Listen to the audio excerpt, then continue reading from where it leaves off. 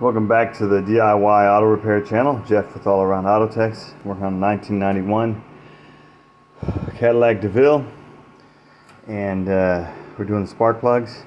Give you guys some quick tips. The front's easy. I'm not going to tell you how to replace the front, but it's the rear that are difficult. I'm also replacing the cap and rotor. There it is, a couple bolts. When you do the spark plugs, you're going to need to remember where these go. You can either get a diagram or do like I do and take pictures of it one at a time as you take them off where they go, and then you can put them back in the right place. Now, the hard part, first you take off the air cleaner, which is here, right? This little nut here, it has this hose going to it. Disconnect that, take that off, so you can see it all.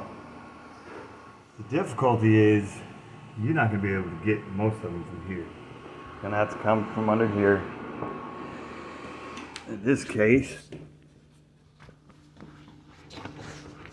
this is what I have. You can see that.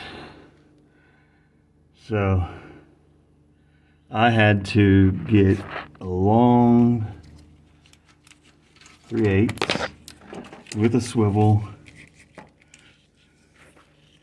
just to get in there, right? And there it is.